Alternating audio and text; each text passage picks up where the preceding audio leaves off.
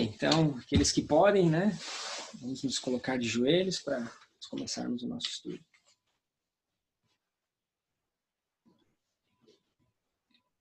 Senhor, é um privilégio nós podermos nos reunir mais uma vez para estudar a Tua Palavra, aprender mais das Escrituras e do trabalho que o Senhor tem para a Tua Igreja nos últimos dias. Santifica-nos na verdade ao estudarmos a Tua Palavra, pois sabemos que a Tua Palavra é a verdade, nos conduza no caminho, nos mostre a verdade e que possamos continuar trilhando nesse caminho estreito que leva à Nova Jerusalém. Orienta os nossos passos e ao examinarmos o tema dessa tarde, o Senhor possa nos dar olhos para que possamos ver e ouvidos para que possamos entender e um entendimento, um coração sábio para que possamos viver aquilo que aprendemos. Pedimos a Tua bênção e pedimos a presença do Teu Espírito que nos conduza e nos guie em toda a verdade, em nome de Jesus. Amém.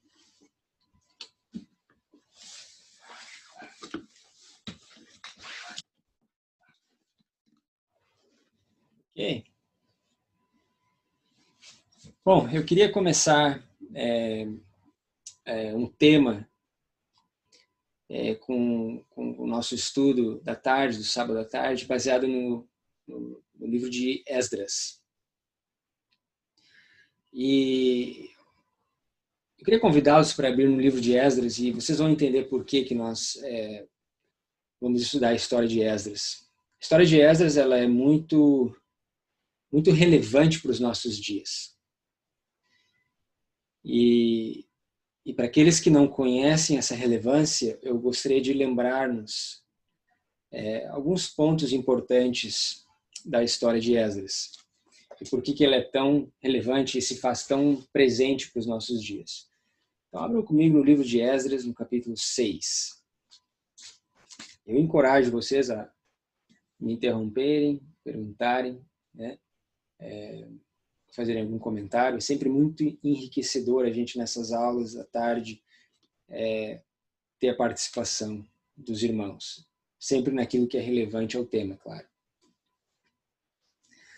Então, Esdras capítulo 6, nós vamos ler o verso 14. A Bíblia diz em Esdras 6,14: E os anciãos dos judeus iam edificando e prosperando pela profecia do profeta Ageu e de Zacarias, filho de Ido. E edificaram e terminaram a obra conforme ao mandado de Deus, do Deus de Israel e conforme ao decreto de Ciro, Dario e de Artaxerxes, rei da Pérsia. Acabou-se esta casa no 3º dia do mês de Adar, no 6º ano do reinado do rei Dario. Os filhos de Israel, os sacerdotes, os levitas e o restante dos filhos do cativeiro fizeram a dedicação dessa casa de Deus com alegria. E ofereceram para a dedicação desta casa de Deus 100 novilhos, 200 carneiros, 400 cordeiros, 12 cabritos por expiação do pecado de todo Israel, segundo o número das tribos de Israel. Puseram sacerdotes nas suas turmas e os levitas nas suas divisões para o ministério de Deus em Jerusalém, conforme ao que está escrito no livro de Moisés.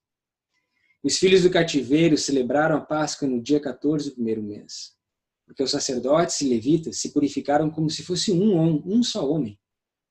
Todos estavam limpos e mataram o cordeiro da Páscoa para todos os filhos do cativeiro, para seus irmãos, os sacerdotes e para si mesmos.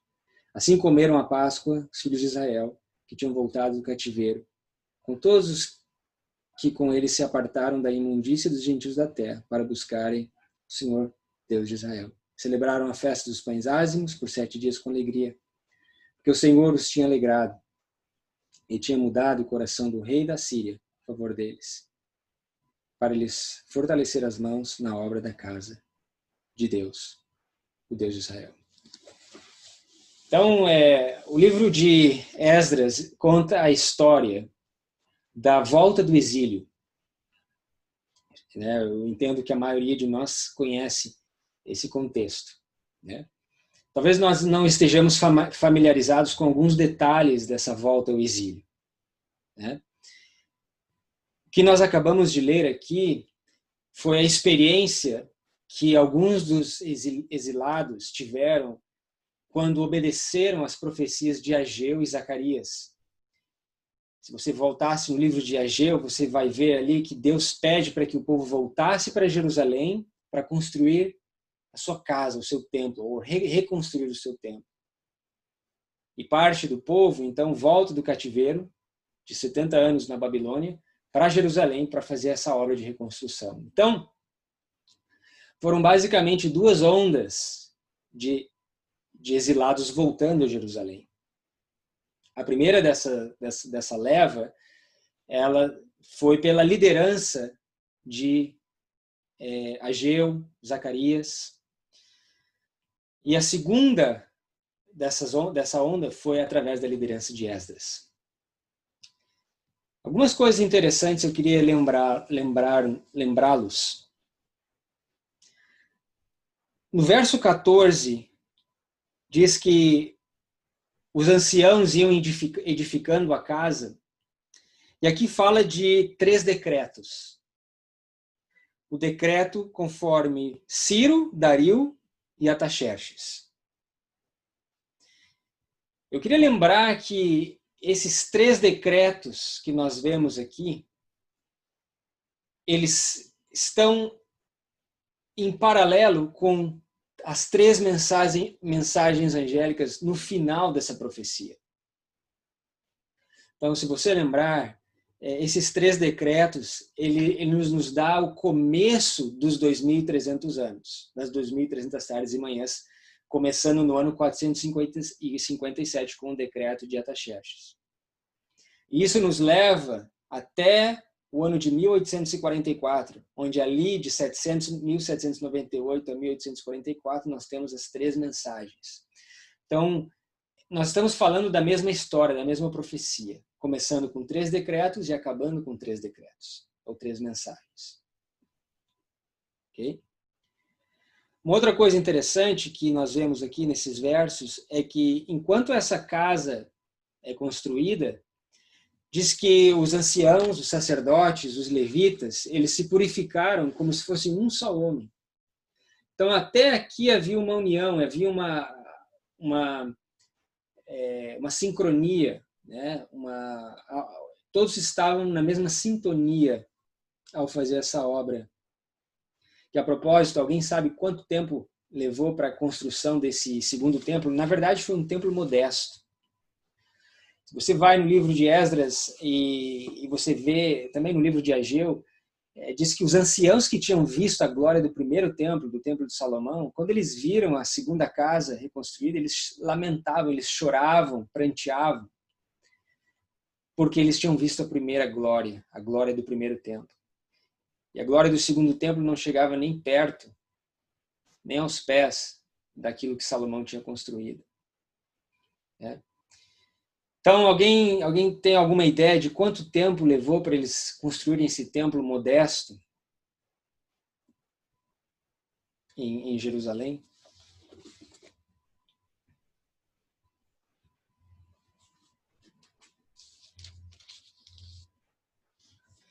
Bom, eles levaram 23 anos, mais ou menos, para construir esse templo.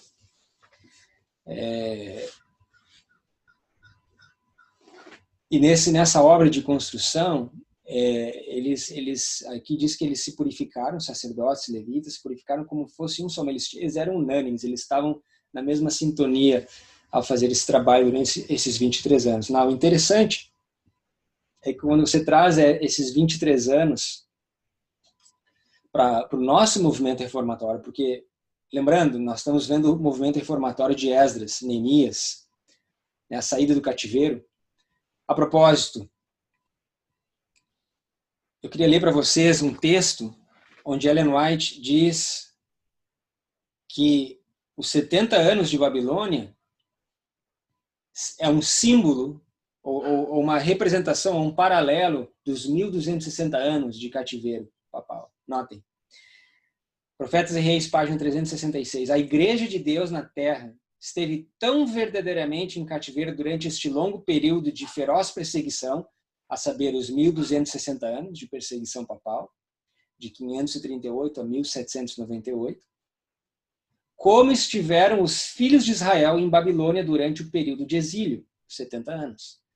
Profetas e Reis, página 366, parágrafo 4.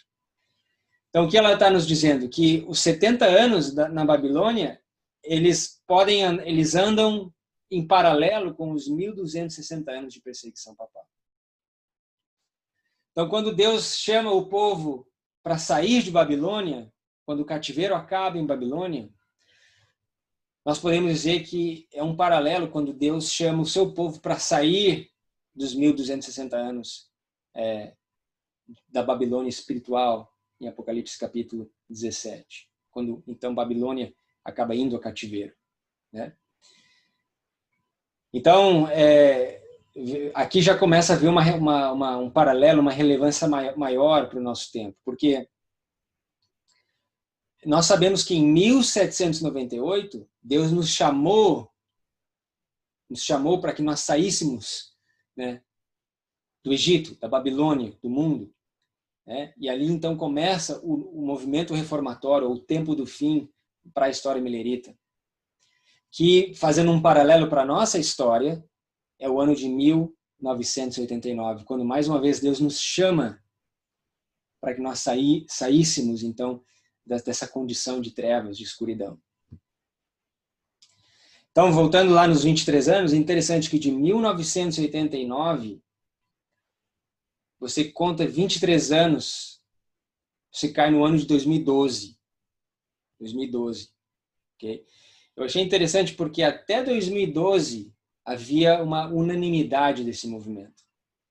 Como se os levitas e os sacerdotes eles se purificassem como sendo um só homem. Todos viam olho a olho, todos eram unânimes, estavam em sintonia.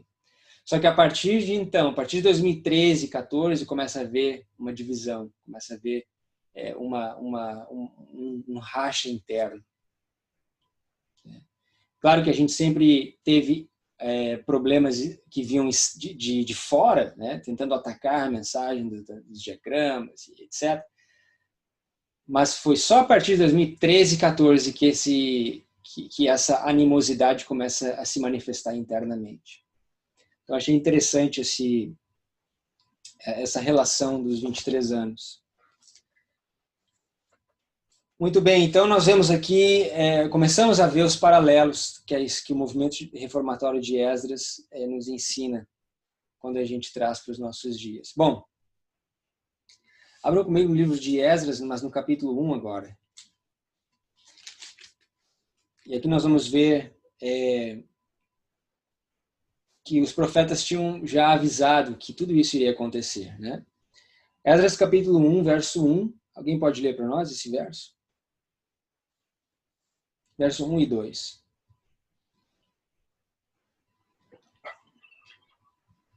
No primeiro ano de Ciro, rei da Pérsia, para que se cumprisse a palavra do Senhor pela boca de Jeremias, despertou o Senhor o espírito de Ciro, rei da Pérsia, o qual fez passar pregão por todo o seu reino, como também por escrito, dizendo: Assim diz Ciro, rei da Pérsia: O Senhor Deus dos céus me deu todos os reinos da terra, e me encarregou de lhe edificar uma casa em Jerusalém, que está em Judá. Ok, obrigado. Então vejam, os 3 decretos, né? Aqui nós temos o primeiro sendo mencionado, o decreto de Ciro. E aqui diz para que se cumprisse a profecia, a palavra, né, do Senhor pela boca de quem? De Jeremias. Jeremias, né? Então Jeremias foi um dos profetas que preveu esses 70 anos em cativeiro. Nós vamos falar um pouco desses 70 anos, mas houve um outro profeta, pelo menos mais 2 profetas muito importantes que também preveram esse cativeiro. E um desses profetas, Ciro, ao ler os seus escritos, ele se identificou exatamente como a profecia descrevia, inclusive chamando ele pelo nome dele. E foi por isso que ele fez esse decreto para que o povo fosse e restaurasse Jerusalém. Alguém lembra que profeta foi esse?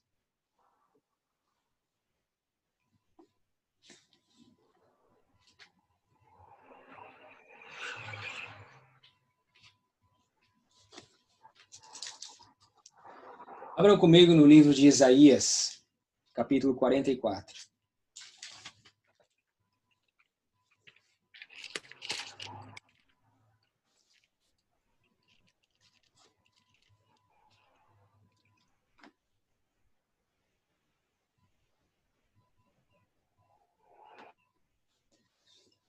Isaías 44.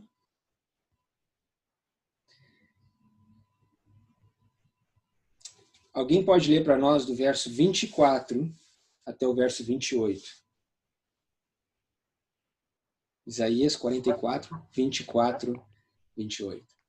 Assim diz o Senhor, teu Redentor, e que te formou desde o ventre. Eu sou o Senhor que faço tudo, que sozinho estendo os céus e espraio a terra por mim mesmo, que desfaço os sinais dos inventores de mentiras, enlouqueço os adivinhos, que faço tornar atrás os sábios e converto em loucura o conhecimento deles, que confirma a palavra do seu servo e cumpro o conselho dos seus mensageiros, que digo a Jerusalém, tu serás habitada, e as cidades de Judá sereis edificadas, e eu levantarei as suas ruínas.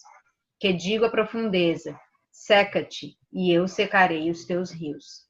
Que digo de Ciro, é meu pastor, e cumprirá tudo o que me apraz, dizendo também a Jerusalém, tu serás edificada, e ao templo tu serás fundado. Certo? Veja, 45:1? Tá ótimo. Não, tá ótimo. Pode continuar depois ali no seu tempo, você vai ver que fala ainda mais detalhes de Ciro. Você vê que centenas de anos antes, mesmo da destruição de Jerusalém ou do tempo de Ciro, Isaías já chamava Ciro pelo nome dele, que ele seria aquele que edificaria, ou que daria, né, que daria ordem para edificar Jerusalém.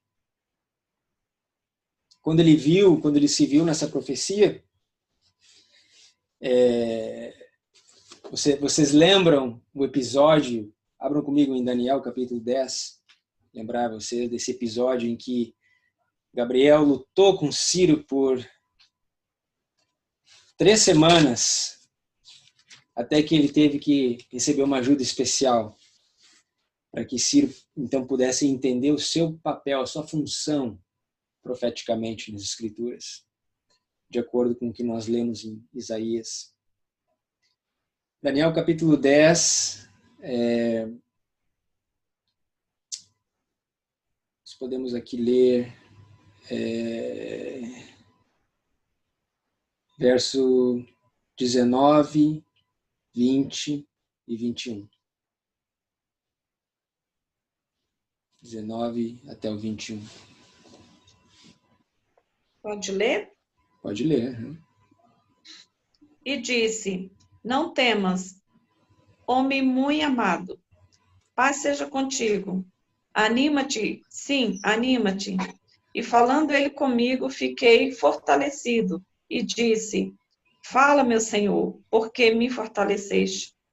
E ele disse, sabes por que eu vim a ti?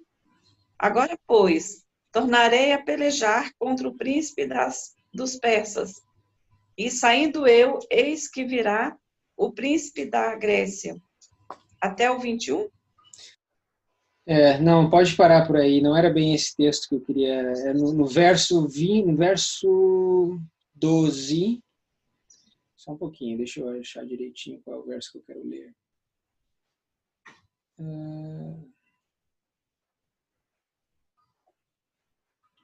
Verso 12 e 13. Pode ler para nós, verso 12 e 13? Uhum. Então me disse, não temas, Daniel, porque desde o primeiro dia em que aplicaste o teu coração a compreender e a humilhar-te perante teu Deus, são ouvidas as tuas palavras. E eu vim por causa das tuas palavras. Mas o príncipe do reino da Pérsia me resistiu 21 dias. E eis que Miguel, um dos primeiros príncipes, veio para ajudar-me. E eu fiquei ali com os reis da Pérsia. Então, o que nós vemos aqui? Nós vemos Gabriel, um diálogo, né, falando com Daniel, dizendo que ele esteve a persuadir o rei da Pérsia por 21 dias. Só que ele não conseguiu e teve que receber a ajuda de quem? Quem que teve que ajudar? Miguel, Jesus. Miguel, Cristo teve que ir lá ajudar. E o que Gabriel e Cristo estavam tentando fazer o príncipe da Pérsia enxergar?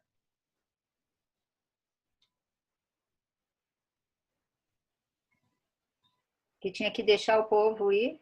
Exatamente, para que ele entendesse a sua função nas Escrituras. Então, notem, Gabriel e Cristo, eles sempre, isso é um dos exemplos, mas eles sempre nos levam às Escrituras. Da mesma forma que eles fizeram com um pagão aqui, Ciro. Ciro, ele teve que se enxergar nas Escrituras para que ele pudesse se convencer.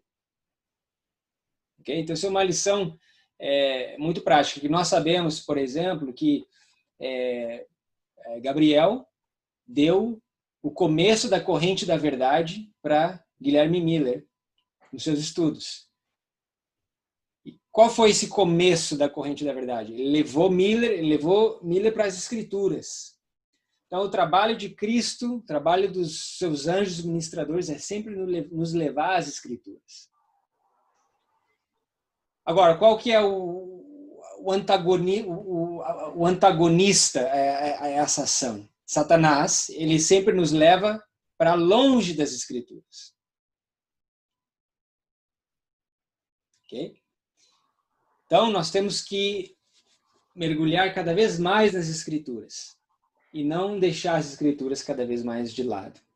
O que nós vemos hoje no mundo moderno, mesmo dentro do Adventismo, né, dentro do nosso dia a dia, nós percebemos isso, que cada vez a Bíblia está ficando mais de lado. Mas Miguel e Gabriel sempre nos levam às Escrituras. Esse é o trabalho que eles fizeram com o próprio Ciro, um pagão. E se Gabriel pôde visitar um rei pagão, né, para levar uma mensagem de conforto, de esperança para o povo de Israel, por que Deus não pode enviar os seus anjos ministradores para levar, por exemplo, um fazendeiro como Guilherme Miller a compreender melhor essas escrituras? Quando Ellen White diz que Deus enviou o seu anjo a Miller para que desse o começo da corrente profética, eu creio que esse é o mesmo anjo. É o mesmo anjo que visitou Daniel, né? É o mesmo anjo que tem ministrado aos profetas e os patriarcas ao longo da história. Ok, então, Jeremias falou sobre o cativeiro, preveu esse cativeiro. Isaías preveu também que esse cativeiro aconteceria, que Jerusalém seria restaurada. Agora, voltem comigo no livro de Crônicas, 2 Crônicas, onde Esdras também escreve sobre esses 70 anos.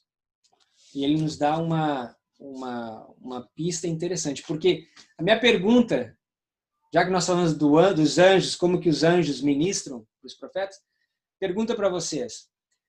Jeremias e Isaías, da onde vocês acham que eles tiraram essa ideia de que Jerusalém seria destruída e que a cidade depois seria reconstruída? Se foram os mesmos anjos que ministraram para esses profetas, da onde vocês acham que eles tiraram essa ideia? De Levítico? Da Bíblia, exato. Então notem que os anjos levam sempre os profetas às Escrituras. O trabalho dos anjos é levar os profetas sempre às Escrituras. Então havia um profeta antes de Jeremias, antes de Isaías, antes de Esdras, que já falava sobre isso. Notem em 2 Crônicas, capítulo 36. Se alguém pudesse ler para nós do verso 17 até o verso 23. Posso ler? Pode? Porque fez subir contra eles o rei dos caldeus, o qual matou seus jovens à espada, na casa do seu santuário, e não teve piedade nem dos jovens, nem das donzelas, nem dos velhos, nem dos decrépitos, a todos entregou na sua mão. E todos os vasos da casa de Deus, grandes e pequenos, os tesouros da casa do Senhor e os tesouros do rei e dos seus príncipes, tudo levou para a Babilônia. E queimaram a casa de Deus, e derrubaram os muros de Jerusalém, e todos os seus palácios queimaram a fogo, destruindo também todos os seus preciosos vasos. E os que escaparam da espada levou para a Babilônia, e fizeram-se servos dele e de seus filhos até o tempo do reino da Pérsia, para que se cumprisse a palavra do Senhor pela boca de Jeremias, até que a terra se agradasse dos seus sábados. Todos os dias da assolação repousou, até que os 70 anos se cumpriram. 21? Até o 23. Desculpe, Porém, qual é o no- capítulo? 36.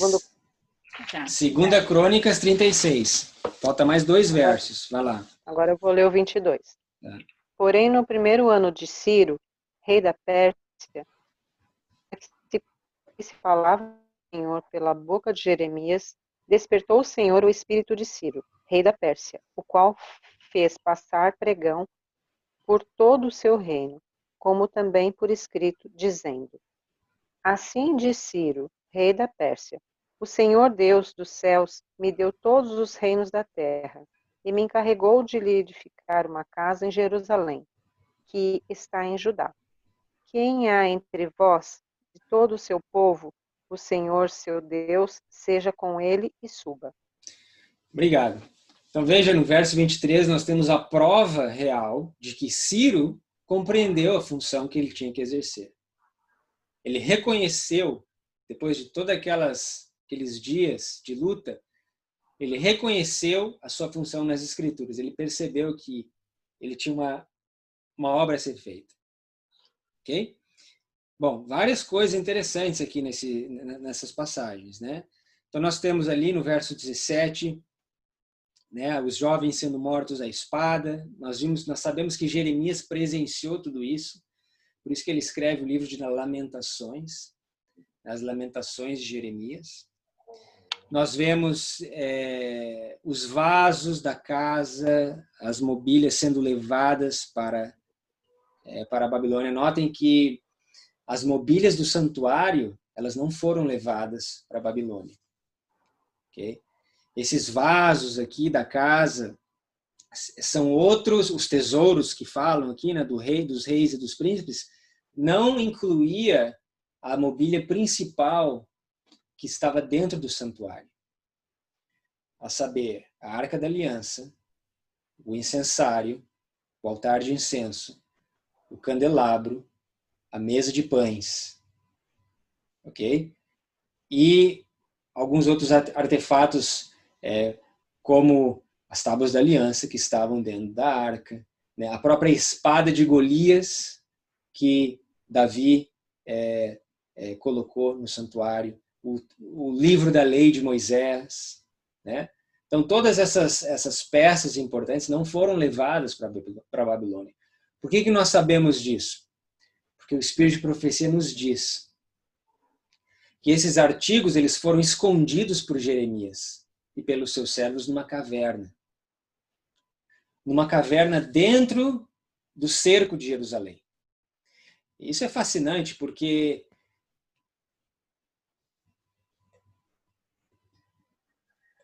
eu não sei nem por onde começar, mas Jerusalém, nós aprendemos, ela foi sitiada no 10º dia do 10º mês do ano 536. Quando nós estudamos a profecia de Ezequiel, capítulo 4, se você lembra, essa data estava lá, 10º dia do 10º mês. Foi mais ou menos nessa época provavelmente durante o cerco, ou talvez no início do cerco, que Jeremias leva esses artigos do templo e esconde, né, nessa caverna, de acordo com a inspiração. É interessante que o livro de Esdras, um livro apócrifo, um livro histórico, ele fala também dessa mesma história de que Jeremias esconde os artefatos do primeiro templo numa caverna. Da mesma forma que o Espírito de Profecia e também outras referências apócrifas, como no livro de Macabeus, você tem também referências de que a Arca da Aliança se encontra numa caverna. E então ali, a partir dali, se você lembrar da história de Ezequiel, que a glória de Deus vai se retirando do santuário, né, você vê que o povo ele essas mobílias, elas são retiradas do povo, okay? Antes do templo ser destruído. Quando o segundo templo é construído, elas nunca mais voltaram. Por quê? Porque tinham se passado 70 anos e eles não conseguiam, ninguém sabia mais onde se encontrava esses artefatos. Por quê? Porque Deus assim o quis. Deus tirou essa glória, né, da Arca da Aliança especificamente, do povo, por causa dos pecados do povo de Israel. Nós vamos tentar entender um pouco melhor sobre isso. Mas depois eu vou falar um pouco mais sobre isso. E aí, na continuação do texto aqui, fala que ele levaria, então, os seus jovens cativeiro. Quando que os jovens quando nós vemos na Bíblia os jovens sendo levados em cativeiro para a Babilônia? Que história a gente conhece sobre jovens na corte? Daniel, né? Então, notem, o cativeiro de Daniel ele é muito importante porque ele aconteceu no ano 607. E ele marca o começo dos 70 anos. Okay? Gui, deixa eu te fazer uma pergunta. Pois não. A gente pode ler esses livros apócrifos? Uma boa pergunta, tá? Nas Bíblias mais antigas, nas Bíblias King James mais antigas, havia uma seção entre o Antigo e o Novo Testamento, havia uma seção com alguns livros apócrifos. Esses livros apócrifos eram chamados The Hidden Books, os livros escondidos, os livros hidden, que é escondidos, né? Inclusive, Bíblias, você lembra da história em que Ellen White ergueu aquela Bíblia de não sei quantos quilos por tanto tempo?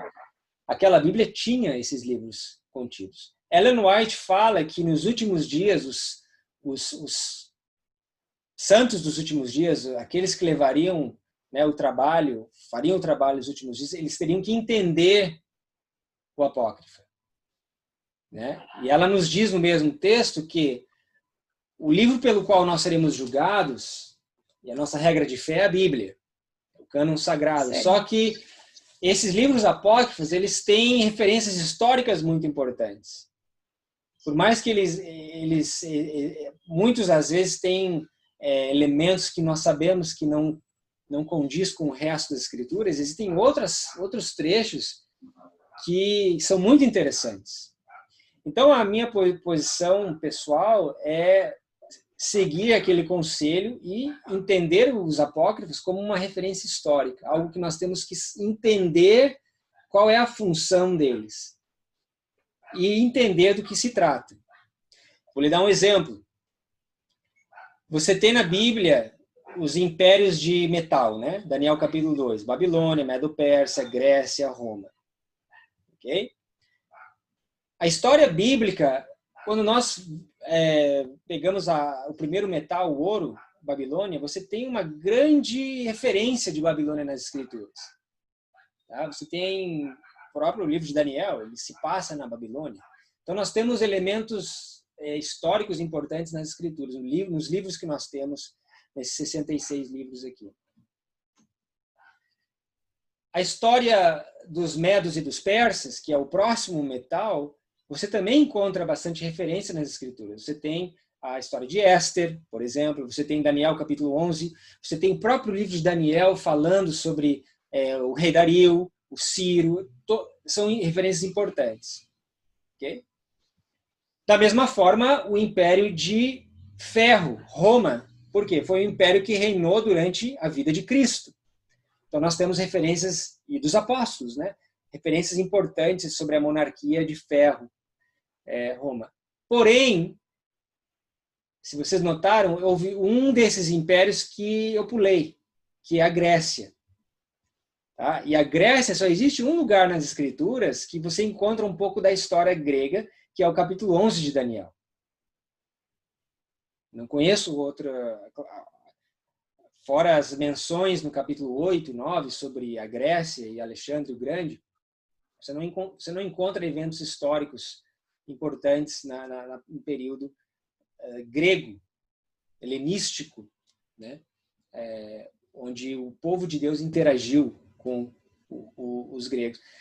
Só que no livro de Macabeus você tem uma história em detalhes, uma vasta história lá sobre o período dos Macabeus, que é basicamente dentro dessa era helenística, né? Grega, da supremacia grega, né? Então, são momentos interessantes. Eu mencionei para vocês outra vez sobre a oração de Manassés, lembram? Você vê a oração, você vê que no livro de Crônicas, você vê que Manassés se arrepende, ele é levado ao cativeiro, depois ele se arrepende, diz que ele ora, e depois Deus restitui ele ao seu reino novamente. Só que você não tem a oração de Manassés. E lá, um desses livros no Apócrifo é a oração de Manassés. E você olha a oração, você vê elementos muito interessantes para aqueles que conhecem a profecia do espalhamento, do ajuntamento, porque Manassés, em 677, é o começo, então, desses 7 tempos que nós contamos para a tribo de Judá. Então, para responder a sua pergunta, sim, eu acho que nós temos que ter uma noção básica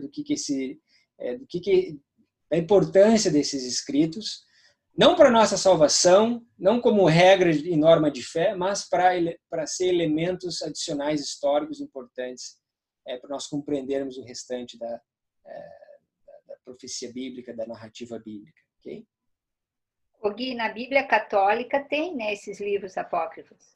Sim, sim. Algumas Bíblias católicas têm esses livros. Agora, eu queria deixar claro que existem outros livros apócrifos, especialmente quando são apócrifas do Novo Testamento.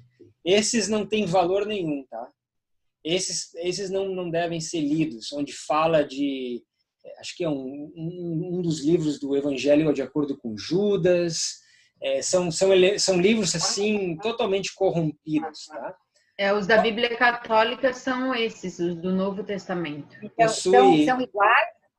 Esses da Bíblia Católica são idênticos aos apócrifos que tu está falando? Sim, tem. As Bíblias católicas têm livros apócrifos que se encontravam num apêndice da Bíblia King James, como o livro dos Macabeus, 2 Esdras, tá? O livro de Tobias, a Sabedoria de Salomão e alguns outros existem ali nas Bíblias católicas.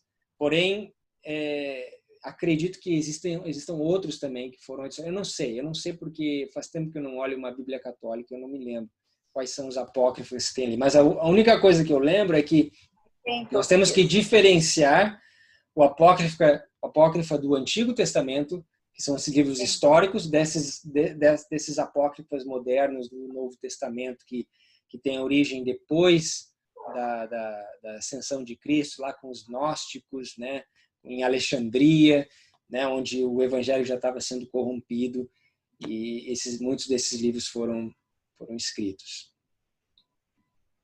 Ok? É muito interessante. Existe uma visão dos primeiros escritos que Ellen White teve, e essa visão, elementos interessantes da Nova Jerusalém, lá do céu, onde ela viu, você encontra no livro de Esdras, 2 Esdras. Elementos assim, é incrível. Vamos dizer assim, a similaridade que você encontra nesses livros apócrifos. Eu queria falar uma coisa. Pois não. Faz muito tempo que eu li numa Bíblia católica Macabeus 1 e Macabeus 2. Quem tiver a oportunidade, eu recomendo que leia, porque a riqueza histórica é muito boa. Tá? E tem uma parte, eu não sei se no primeiro ou no segundo, que aquilo me impressionou demais. Não sei se tu vai te lembrar, se alguém já leu. É a história de uma mãe viúva com 7 filhos, homens, se eu não me engano, e um por um foi torturado porque ela não queria deixar de seguir o sábado. E comer carne de porco, parece, mas me parece que era seguir o sábado. Gente, é uma história impressionante. Um a um, sendo torturados na frente dela e dos outros irmãos. Bom, quando a gente termina de ler aquilo, a gente está chorando. E essa história é muito importante para nós, porque isso irá acontecer para nós. Então, quem puder ler essa história é realmente um teste. Vamos dizer assim, é um trailer do que nós poderemos passar. Obrigado Eu vou pegar o gancho, e já que a tia falou sobre o sábado, é justamente isso que eu queria mencionar aqui. Okay? Em 2 Crônicas 36, uma das coisas que fala ali é que, no verso 21, diz que o povo seria levado para que a terra pudesse descansar, ou se agradasse, ou repousar no sábado. Até que os 70 anos se cumprissem. Então, uma das razões que eles foram levados cativeiro foi pela quebra do quê? Do sábado. Quebra do sábado. Então, notem. Claro, nesse contexto está falando do sábado da terra. 6 anos a terra trabalharia e no 7º a terra descansaria. Primeira vez que você encontra o princípio dia-ano, lá em Levíticos 25, nesse contexto do jubileu. 6 anos de trabalho, 1 ano de descanso. 6 dias de trabalho, em Gênesis 2, 1 dia de descanso. Princípio dia por ano. E aqui, Esdras nos fala que Jeremias falou sobre isso, mas nós sabemos que Jeremias, ele aprendeu pela boca de quem? Moisés. Lembra quando Jesus ensinou aqueles 2 no caminho de Emaús, que dizia lá que, e começando de Moisés, ele foi por todos os profetas? Bom, essa é a mesma metodologia que ele usa para todos os profetas. Quando ele leva o profeta às Escrituras, ele começa lá do começo, por Moisés, que foi o primeiro, o que escreveu os primeiros livros, e decorre então, ou discorre até todos os profetas. Levíticos capítulo 26, olhem comigo lá. Nós sabemos tudo isso, é uma recapitulação para nós entendermos a relevância da história de Esdras para nós, o movimento reformatório de Esdras para o nosso dia. Acho que foi a irmã Sônia que colocou uma pergunta ontem no grupo, dizendo como que nós podemos provar que nós estamos vivendo no tempo de tardança. Só através do estudo de Esdras é que nós podemos ter uma sólida evidência de que hoje nós estamos vivendo no tempo de tardança. Tá? E esse é o caminho que nós queremos chegar. Okay? Bom, Levíticos 26, por uma questão de tempo, bom, ali no verso 28, vamos começar do verso 28, então. Alguém pode ler para nós do verso 28 até o verso 35.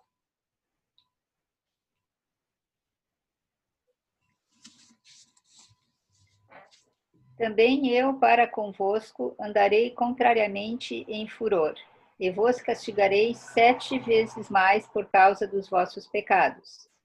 Porque comereis a carne de vossos filhos, e comereis a carne de vossas filhas, E destruirei os vossos altos, e desfarei as vossas imagens, e lançarei os vossos cadáveres sobre os cadáveres dos vossos deuses. A minha alma se enfadará de vós. E reduzirei as vossas cidades e deserto, e assolarei os vossos santuários, e não cheirarei o vosso cheiro suave. E assolarei a terra, e se espantarão disso os vossos inimigos que nela morarem. E espalhar-vos-ei entre as nações, e desembainharei a espada atrás de vós, e a vossa terra será assolada, e as vossas cidades serão desertas. Então a terra folgará nos seus sábados, todos os dias da sua assolação, e vós estareis na terra dos vossos inimigos. Então a terra descansará, e folgará nos seus sábados. Todos os dias da assolação descansará, porque não descansou nos vossos sábados, quando habitáveis nela. Então vejam aqui que Moisés, já antecipando essa quebra do sábado da terra, profetizou dizendo que a terra descansaria os seus sábados quando Deus espalhasse o povo entre as nações. Bom, eu acredito que a grande maioria já estudou sobre isso, então eu posso fazer perguntas aqui, né? Então a minha primeira pergunta é: por que eles não obedeceram o sábado? Por que eles quebraram o sábado?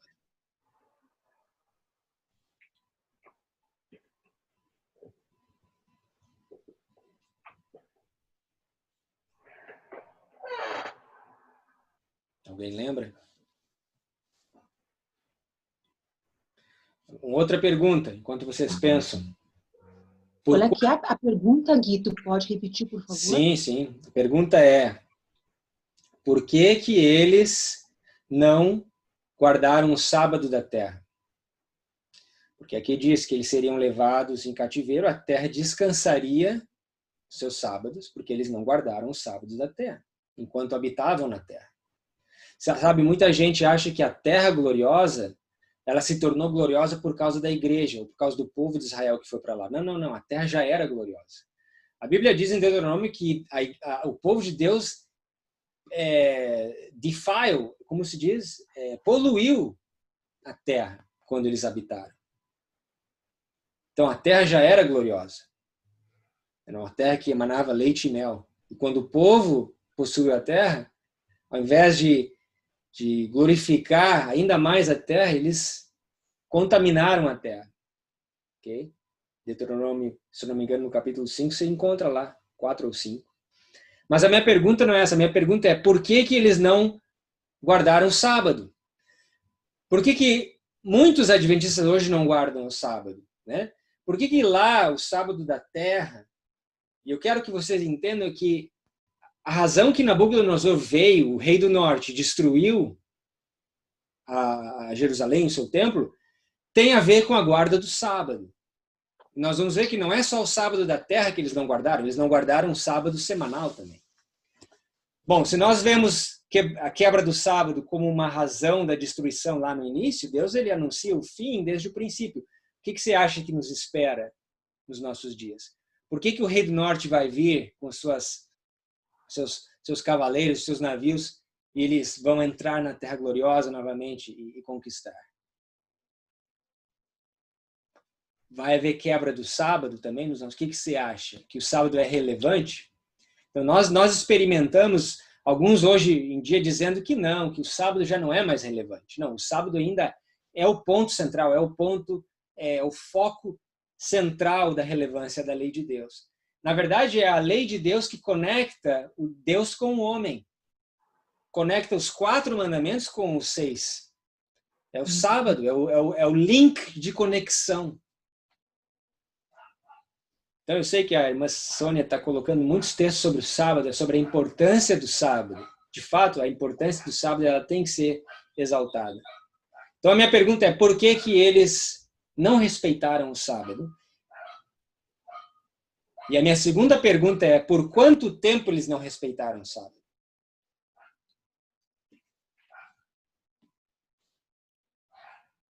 E tem a ver com Levítico 25, né?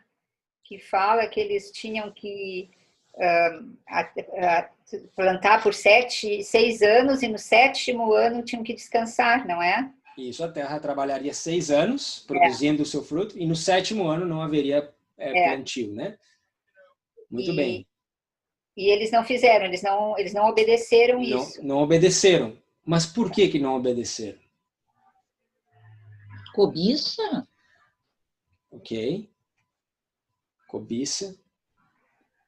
O mesmo motivo. Queriam mais, hoje né? alguém trabalha aos sábados. Eu não posso deixar de trabalhar, senão eu não posso pagar minhas contas. Pagar as contas. Então, vocês estão fazendo as conexões já.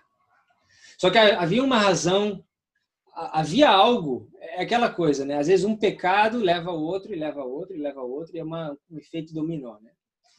O povo de Israel, eles olhavam as outras, eu vou fazer uma analogia aqui, os adventistas, a denominação adventista, né, o Israel espiritual, hoje olha as outras nações ou as outras denominações e eles querem o quê?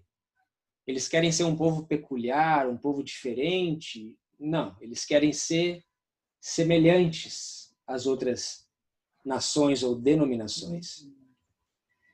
O povo de Israel não era diferente. Eles olhavam as outras nações e eles queriam ser o quê? Ser iguais. Tanto é que eles pediram um rei humano. Até então era uma teocracia. Nesse ponto que eu quero chegar. Eles olhavam as nações, tinham reis. E eles disseram, Samuel, dá-nos um rei. Abram comigo em 1 Samuel capítulo 8. Eu vou mostrar para vocês, ou lembrá-los, que foi por causa dessa escolha que eles não puderam mais cumprir o sábado, ou guardar o sábado. Um erro levou ao outro e levou ao outro. Eu queria falar uma coisa. O capítulo que eu falei é 2 Macabeus 7. E foram todos torturados porque eles não queriam comer carne. Eles não queriam comer carne de porco. Anota. É muito interessante ler essa história. Tá? Obrigado. Bom, nós estamos chegando no livro de 1 Samuel, capítulo 8.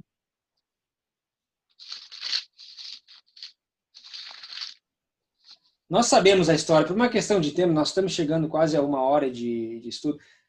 Nós conhecemos, você lê o capítulo depois.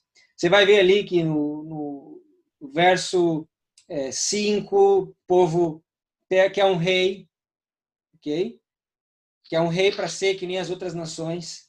Samuel fica chateado. Aí no verso 7, Deus diz a Samuel, olha, não te preocupa, eles não estão te rejeitando, eles estão rejeitando a mim como rei. Eu sou o rei. E agora eles querem um outro rei. E aí ele diz assim, olha, antes de você dar um rei para esse povo, eu quero que você fale algumas coisas. E aí ele começa a falar algumas consequências que aconteceriam como resultado desse rei humano que eles queriam. E olha só no verso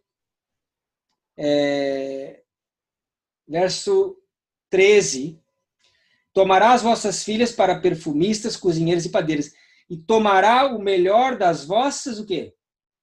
Lavoura. Vossas lavouras, vossas terras, vossas vinhas, vossos olivais, e dará aos seus servos. E as vossas sementes e as vossas vinhas. Então, veja essa questão ganância, né?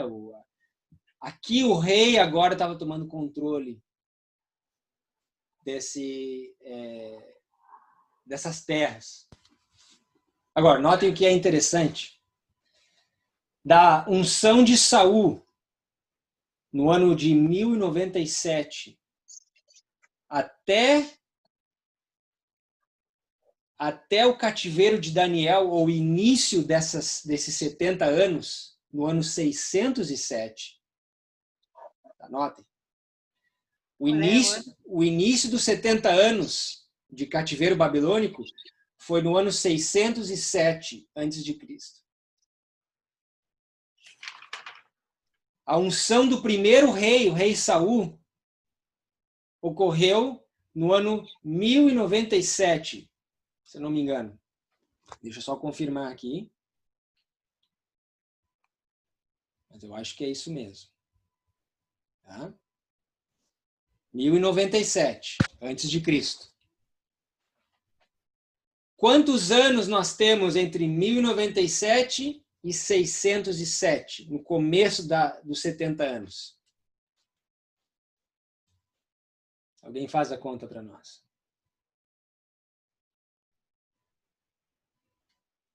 490.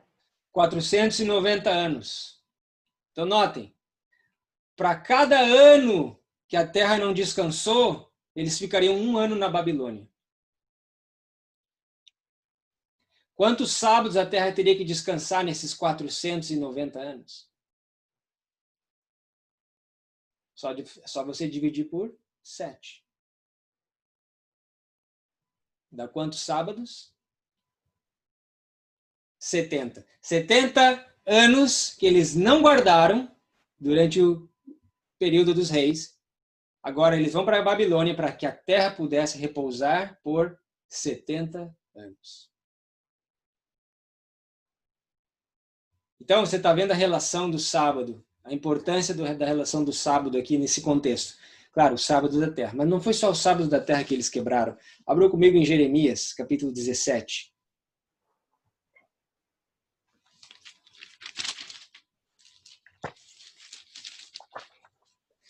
Você acha que Esdras entendia isso quando ele escreveu 2 Crônica, o próprio livro de Esdras? Ele menciona os 70 anos, ele menciona Jeremias, ele menciona o repouso da terra. Eles compreendiam. Não é aquilo que Jesus se refere no Evangelho de perdoar 70 vezes 7 também? Exatamente, uma referência, muito, muito bem lembrado. Os judeus sabiam exatamente o que isso significava. Sabiam. Porque esse foi a primeira, vamos dizer assim, a primeira vez que nós temos esses 490, né? Período dos reis. Nós temos também, se vocês lembram, de 457 até 34 depois de Cristo, nós temos 490 anos, que é a profecia de Daniel. Então, quando Pedro diz, Senhor, quantas vezes eu tenho que perdoar meu irmão? 7? Ele diz, não, 70 vezes 7. Por quê? Jesus estava referindo Pedro aos 490 anos, tá? No livro de Daniel, as 70 semanas, né, que estariam determinadas sobre o povo, 490 anos de tempo probatório. Senhor, eu estou perdoando vocês por tantos anos. E ele refere profeticamente esses períodos proféticos. Então, muito bem lembrado.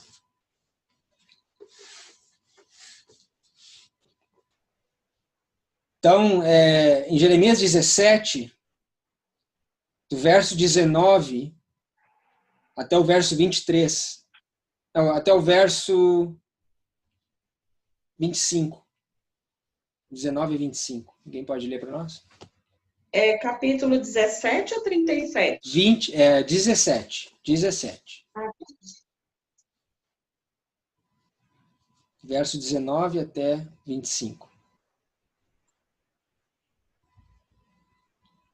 Assim me disse o Senhor, vai, põe-te à porta dos filhos do povo, pela qual entram os reis de Judá, e pela qual saem, como também em todas as portas de Jerusalém.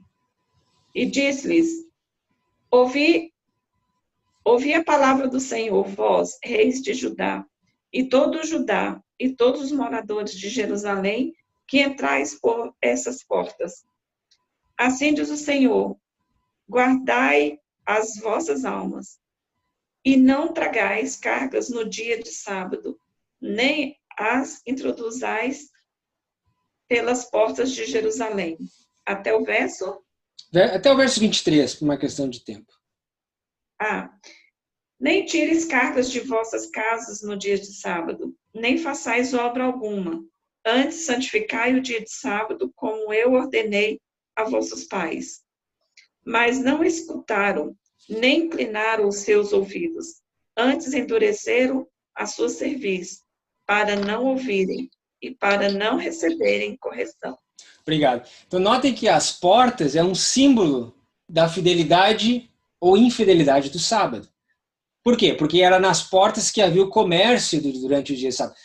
Existia uma lei em Jerusalém que, ao pôr do sol da sexta-feira, as portas da cidade se fechavam para comércio. Né? Então, só que nessa época não se respeitava mais o sábado. Interessante as portas, porque isso me faz lembrar, lá na época de Moisés, um símbolo que foi colocado nas portas também. Então, notem as portas, lembra na ombreira das portas que foi colocada uma marca, né, um sinal. Nós sabemos que o sinal de Deus, o selo de Deus é o sábado. Mas nós sabemos que eles não cumpriram aqui, continuavam fazendo comércio no dia de sábado. E aí, o que você acha? Deus enviou Nabucodonosor, as famílias do norte, e botou eles aonde? Na frente das portas. Abram comigo em Jeremias 1. Jeremias capítulo 1. Justamente porque para chamar a atenção à quebra do sábado. Então veja, está havendo quebra do sábado nas histórias que nós estamos lendo da destruição de Jerusalém. Nós sabemos que todos esses profetas profetizam para os nossos dias também. Então isso é uma evidência clara de que a controvérsia do sábado será mais uma vez a ênfase, tá? O ponto central da grande controvérsia. Por quê? Porque é a lei que traz a autoridade de Deus. Como eu falei, é a lei que une os 4 e os 6 mandamentos. É o elo, né, de união entre o amor a Deus e o amor ao próximo. Jeremias capítulo 1, verso 14. 14 e 15. 14 e 15. Olha lá.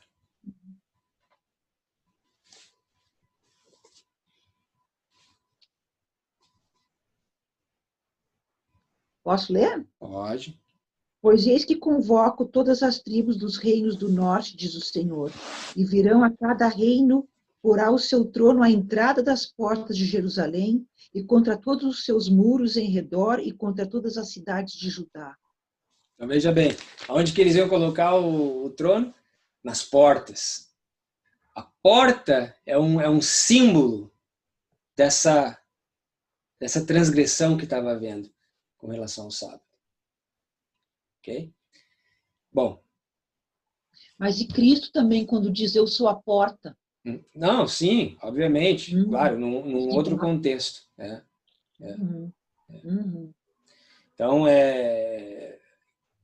nós temos... A porta é um símbolo interessante, porque a Arca de Noé foi construída com uma porta só.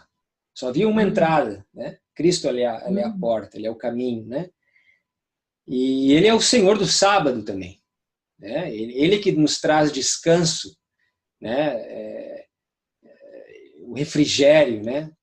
Tomai sobre vós o meu jugo e achareis descanso para as vossas almas. Então, ele é a representação dessa porta que ele nos diz para entrar uma vez por semana, nos sábados, para nós encontrarmos descanso.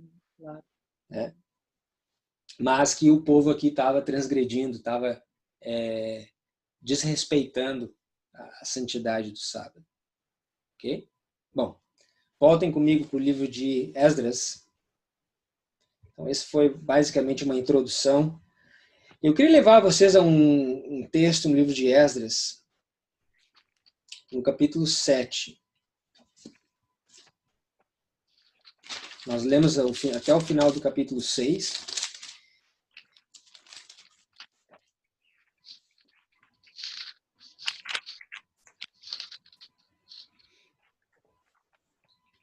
E ali no capítulo 7, começa a contar a história que Esdras passou, dessa viagem que ele fez de da Babilônia até Jerusalém.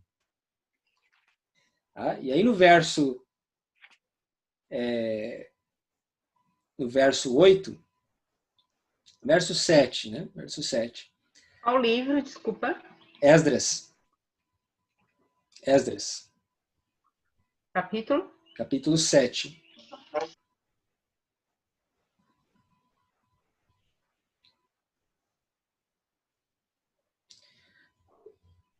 Verso 7. Também subiram a Jerusalém alguns dos filhos de Israel, dos sacerdotes, dos levitas, dos cantores, dos porteiros e dos netineus, no 7º ano do rei Artaxerxes. No 5º mês chegou a Jerusalém, no 7º ano deste rei, pois no 1º dia do mês foi o princípio da partida da Babilônia, e no 1º dia do 5º mês chegou a Jerusalém, segundo a boa mão do seu Deus sobre ele. Então, notem. Esdras, com o decreto em mãos de Artaxerxes, agora nós estamos falando do 3º decreto. Ele sai da Babilônia no 1º dia do 1º mês. E ele leva 4 meses para chegar até Jerusalém, ou 120 dias para chegar em Jerusalém no 1º dia do 5º mês. Ok? No nosso próximo encontro, nós vamos ver qual é a relevância dessa história para os nossos dias. Nós vamos ver que a história dos mileritas no ano de 1844 se alinha perfeitamente com a viagem de Esdras. Nós vamos ver que no ano de 1844, em 19 de abril, que é o 1º dia do 1º mês, algo acontece. No 1º dia do 5º mês daquele ano, algo também acontece que é marcado nas Escrituras. E aí nós vamos tentar entender quais as implicações disso para o nosso tempo. Ok?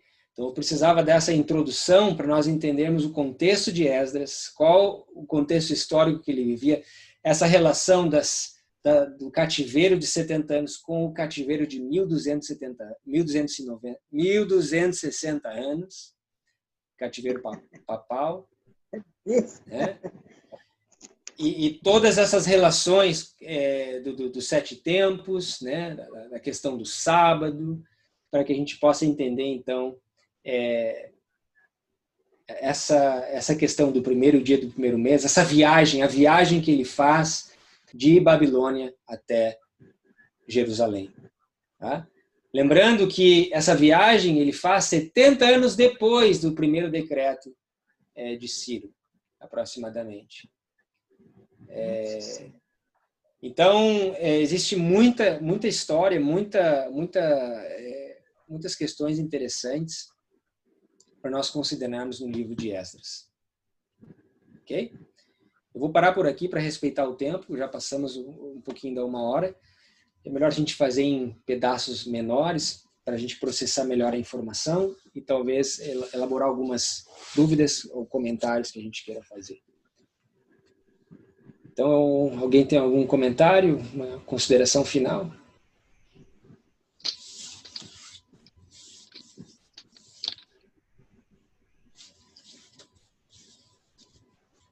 Gui, hoje tu é o bendito fruto? Sou o bendito fruto. Bendito fruto.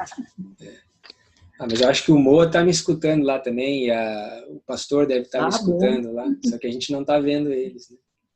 Bom. Mas lembra, eu falei para vocês que o cerco de Jerusalém ocorreu no 10º dia do 10º mês. Né?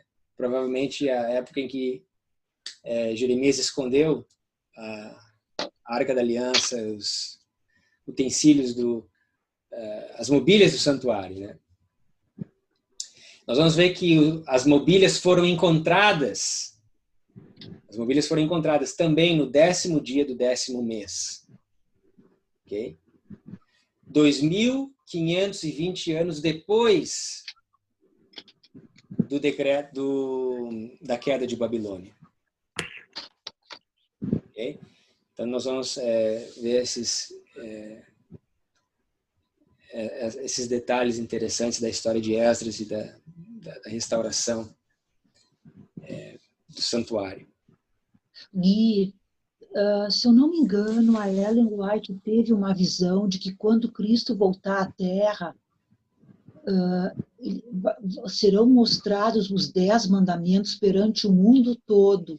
Tu sabe mais ou menos que citação é essa? Sim, ela diz que antes da volta de Cristo, essas tábuas que estão na arca, elas serão reveladas ao mundo. Antes da volta de Cristo, elas sairão do esconderijo que elas querem, no caso, essa caverna. É isso. Tá, Sairão e serão apresentadas ao mundo. Provavelmente depois do decreto dominical, quando a controvérsia do sábado, mais uma vez, for, vamos dizer assim, a nível mundial, essas tábuas serão mais uma vez reveladas ao mundo como prova daquilo que Deus escreve em pedra. Que brilharão mais do que o brilho do sol, ela comenta. Alguém sabe qual é o livro que ela fala isso? Eu posso mandar depois no grupo. O Gui, quando os utensílios foram encontrados, tem a ver com Ron Wyatt, quando encontraram a caverna? Exatamente. Ele encontrou no 10º dia do 10º mês, foi no ano de 1981, no mês de janeiro. E ali, naquele dia, foi o 10º dia do 10º mês também, que é o dia do cativeiro babilônico. Foi o dia em que Jeremias, provavelmente naquela época, Jeremias escondeu. E a partir dali, é interessante que quando Babilônia cai no ano 539, o povo poderia ter ido, ao voltar para Jerusalém, né, quando Ciro passa 2 anos depois do decreto, eles poderiam ter voltado a Jerusalém e ter ter ido buscar a arca onde ela estava escondida, mas eles não encontraram. Porque a arca foi espalhada, o trono de Deus, as mobílias, a arca, o propiciatório, era um símbolo do trono de Deus. E elas foi espalhada do povo por 2.520 anos, ou 7 tempos, até o ano de 1981, quando foi novamente encontrado essa mobília. E continua lá na caverna, esperando o momento certo para, como nós falamos na citação, ser revelado ao mundo inteiro no momento certo. Qual o ano que você falou aí, agora? 1981. Mas por que isso não é mostrado ao mundo? Eu não sabia disso. Então eu vou lhe compartilhar um material. Interessante que a arca foi escondida por um guardador do sábado, Jeremias e seus servos. E a arca foi descoberta por um guardador do sábado também. Impressionante. Coloca isso no grupo para nós. Vou colocar. E interessante que antes do guardador do sábado, que a mamãe falou, o Ron Wyatt, ele falecido já, mas o seu legado, a sua família continua como um guardador, né, do seu trabalho. Antes dele encontrar a arca, ele não estava buscando a arca, ele estava buscando, basicamente, provar ao mundo que a Bíblia é um livro inspirado. E a Bíblia mesmo nos diz que pela boca de 2 ou 3 testemunhas toda a palavra é estabelecida. Esse homem, em 1970, na década de 70, 74, 5, ele encontrou os restícios, ou os remains, né, os restos da Arca de Noé, no leste da Turquia. Okay? Num lugar que hoje o governo da Turquia tombou como não só um monumento histórico, chama The Noah's Ark National Park, é um parque nacional chamado Noah's Ark, ou Arca de Noé, mas tombaram como um tesouro histórico. E até hoje, foram feitos muitos estudos, né? Mas até hoje eles relutam em garantir uma licença para escavações na área. Mas mesmo sem escavações oficiais, pelos testes que foram feitos em superfície, as evidências são claras. Eu vou compartilhar com vocês o material. E também, depois da descoberta de Noah's Ark, ele encontrou a verdadeira passagem dos israelitas no Mar Vermelho, the Red Sea Crossing, o Monte Sinai, o verdadeiro Monte Sinai. Então, nós já temos 3 testemunhas aí, né? Ele encontrou Sodoma e Gomorra, inclusive as bolas de enxofre. Okay? Não, as evidências, assim, são gritantes, né? Então, ele tinha credibilidade suficiente para que aqueles que realmente estudam as Escrituras, né, e têm um espírito humilde, pudessem, então, acreditar nessa maior, talvez a maior descoberta que ele fez. Por quê? Por que eu digo que foi maior? Não porque só é a Arca da Aliança, não. A maior descoberta, eu digo porque ele encontrou a Arca não só em qualquer lugar. Ele encontrou a Arca nas cavernas de Zedequias, numa caverna, e Jeremias, sem saber, posicionou a Arca 25 pés embaixo, no Monte Moriá, que depois foi chamado Monte Gólgota, o Monte da Caveira, onde Cristo foi crucificado. Quando Cristo foi crucificado, a Bíblia diz que houve um grande terremoto. E quando o centurião cravou a lança, talvez furando o baço ou um dos ventrículos do coração, aquele sangue verteu para baixo. O que aconteceu? O terremoto abriu uma fenda no crossroads e o sangue desceu e respingou no mercy seat, no propiciatório, do lado oriental. Desculpa, do lado ocidental.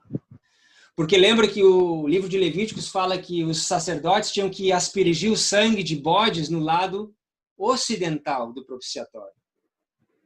Deus estava reservando o lado no lado oeste, ocidental, para que o sangue do filho dele fosse aspergido ali. Então é uma história fascinante. Para aqueles que não conhecem, eu vou compartilhar o material. Só, não sei se tem em português, então... Eu ia fazer essa pergunta, só tem em inglês esse material. Não sei se tem em português. Não tem? Mas a gente pode conversar um pouco mais sobre isso uma outra hora. E eu gostaria outra hora, no outro momento, gostaria de anotar. Porque eu já ouvi também esses comentários, mas eu também não consigo compartilhar porque eu não sei exatamente qual livro, qual documento, entendeu? Então, assim, a gente precisa ouvir e anotar realmente, para fazer parte aí dos estudos. Eu queria, já que a gente está falando sobre isso, lembrar que aqueles que vão se beneficiar quando verem as 2 tábuas saindo no tempo determinado, não vão ser os adventistas. Não são eles que vão se beneficiar, não somos nós. Nós tivemos o conhecimento antes. Lembra a parábola da figueira? Nós temos que apresentar os frutos antes. Se essas tábuas vão sair só depois do decreto dominical, e nós sabemos que a porta ela vai se fechando progressivamente a partir dali para a igreja, que nós já sabemos sobre o sábado. Quem vai se beneficiar com essa manifestação gloriosa das tábuas da aliança vai ser o mundo muçulmano, vai ser o mundo hindu, vai ser os gentios que estão lá fora, né? As outras ovelhas que Cristo tem, outros apriscos. Esses sim são os que vão se beneficiar. Então essa revelação não é para nós. Não é para nós. Nós temos que estar engajados no trabalho, sim, de advertir eles, né? De levantar a nossa voz como trombeta e proclamar o alto clamor do terceiro anjo. Mas, pois não. Então, tu sabe, né, que falam que é muito remota essa possibilidade de que um decreto vá unir as nações do mundo inteiro, tipo os pagãos, os hindus, os budistas, né, os muçulmanos, né, quer dizer, o que interesse eles vão ter, não é? Num decreto dominical e coisa e tal. Agora me veio, quando tu falasse isso, de que depois, né, do decreto, ou seja, né, quando a porta da graça estivesse fechando, as tábuas dos 10 mandamentos vão estar em evidência. Isso vai ser, eu acho, não é, que vai ser uma maneira de unir o mundo todo. Porque tu imagina, uma descoberta dessa sendo encontrada, não é? E é algo assim, como o Covid foi. Mundialmente, todos acabaram se unindo, uma coisa que nunca nós imaginamos na nossa vida, Exato. o mundo todo. Então, isso também pode ser, digamos, como se diz assim, uma questão que vá trazer uma união de uma maneira também que a gente nem imagina, que hoje a gente pensa, mas que difícil, né? Ou algumas pessoas pensam, isso não vai acontecer, né? Eu sei, porque é o que está sendo pregado, imagina um decreto é uma coisa assim que hoje tu vai pensar, né? Tem partes do mundo que interesse eles teriam, até no mundo cristão, tudo bem, a gente entenderia, mas e o resto do mundo? Eu achei interessante que quando essa teoria começou a ser desenvolvida ano passado, né, muitas pessoas começaram a questionar, mas Deus tomou as rédeas nas suas próprias mãos. E em dezembro do ano passado ele mostrou ao mundo, a partir de então, ele mostrou ao mundo inteiro que é muito fácil, a questão de alguns meses, que o mundo inteiro se unisse em prol de um objetivo. A Covid claro. foi o maior exemplo. Com certeza. Tá?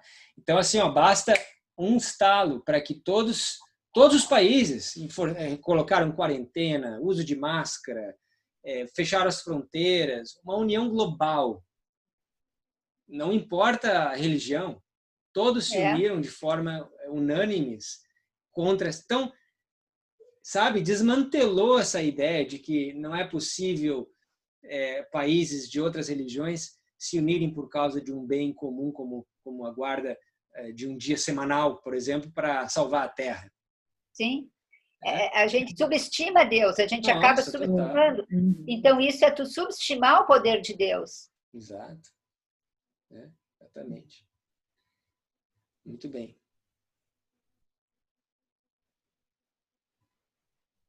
Tá bom. Vamos orar, então?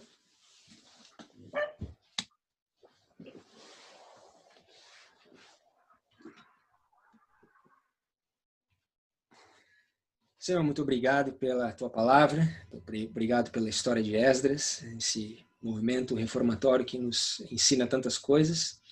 Obrigado pela oportunidade de estarmos iniciando os nossos estudos e tentarmos entender, então, as relevâncias que isso tem para os nossos dias.